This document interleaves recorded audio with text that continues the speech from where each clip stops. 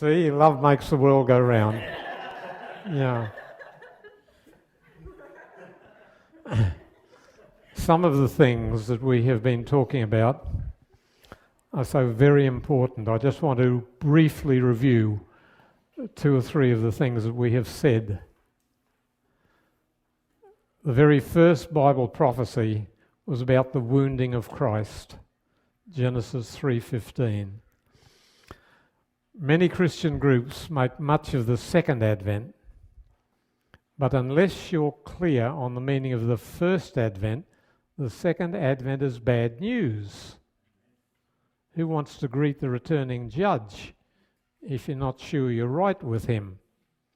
So, from the beginning of the Bible, the emphasis is on the death of Christ on Calvary. Now, Paul's death is not even recorded. The Lord's brother, James, 1 sentence is given to his death.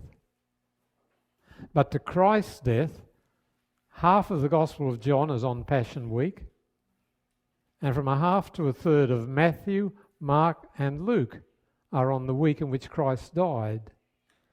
So this is the only event in the Bible which is told over and over again in detail. Why? Our biggest need is to understand the meaning of the cross. Once we learn that our sins were taken there, that we were in him, that he was our representative, that he was our substitute, that we can say with Luther, mine are Christ, living and dying, as though I'd lived his life and died his death. Once we have that straight, we can live whatever happens. That gives assurance, that gives confidence, that gives hope, that gives certainty. Then we went on from there to say that from the very first book of the Bible it was predicted that a particular member of the Jewish race would bring blessing to all the nations of the world. That's a tremendous prophecy. It's repeated 3 times. 4 if you count Genesis 12, 1-3. Over and over again God says, one of Abraham's descendants will bring a blessing to all the nations of earth. That's a great prophecy. There's nothing like that in secular literature.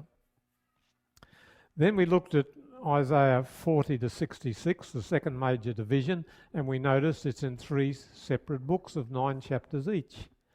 And at the middle verse of the middle chapter of the middle book in this last trio of books sums up the gospel.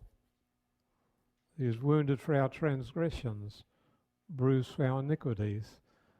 Upon him was the chastisement that brought us peace. And by his wounds we're made whole. So these are absolutely basic. Now let's come back to where we were. One other thing should be mentioned. The setting of these last 27 chapters is that originally the good news to Israel was that a new king called Cyrus would deliver them from Babylon. And the book of Isaiah makes that typical of the bigger redemption by Christ from the thraldom of sin. See, Cyrus was a type of Christ. His name means the Son. And Christ is the Son of righteousness. Cyrus is called my shepherd. So he points to the good shepherd. Cyrus is even called mine anointed, which of course is true of Christ.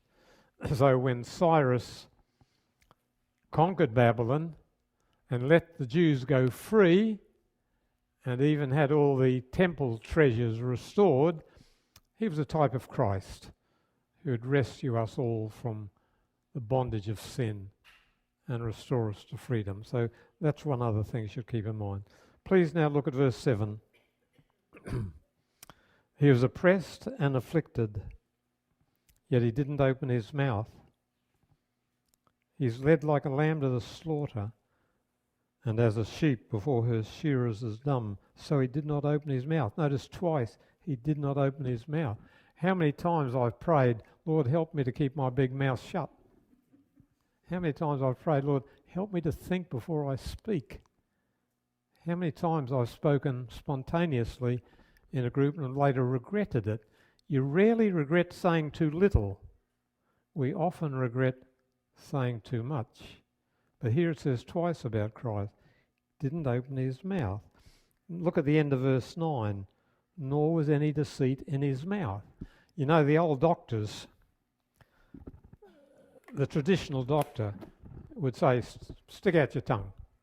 And he would make a diagnosis in part from the state of your tongue. Spiritually, it's still true.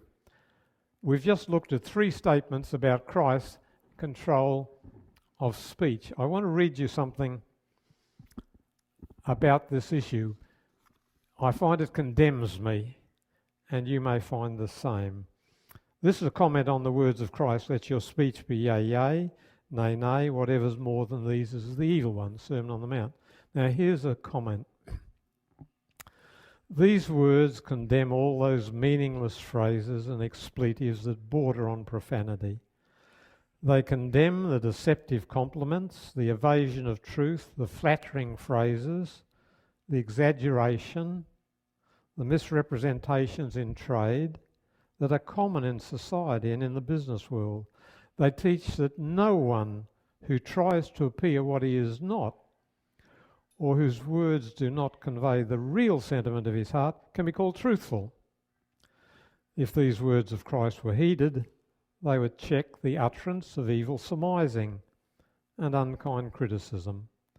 For in commenting upon the action and motives of another, who can be certain of speaking the exact truth? How often pride, passion, personal resentment, prejudice colour the impression given. A glance, a word, even an intonation of the voice may be vital with falsehood. Even facts may be so stated as to convey a false impression. And whatsoever is more than truth is of the evil one. Everything that Christians do should be as transparent as the sunlight. Truth is of God. Deception in any one of its myriad forms is of Satan. Whoever in any way departs from the straight line of truth is betraying himself into the power of the wicked one. Yet it's not a light or an easy thing to speak the exact truth. We cannot speak the truth unless we know the truth. How often preconceived opinion, mental bias, imperfect knowledge, errors of judgment prevent a right understanding of matters which we have to do. We cannot speak the truth unless our minds are continually guided by him who is the truth. That's from a little book called Thoughts from the Mount of Blessing. Every time I read it, it condemns me. Every time I read it, I think how often I violated it. And it's the same for all of us. It is very difficult to be absolutely truthful. And it's very difficult to hold your tongue. I was having a dream the other night and someone was talking flat out to me in the dream, and I was thinking to myself in the dream, I wish he'd stop because I want to say something. Yeah.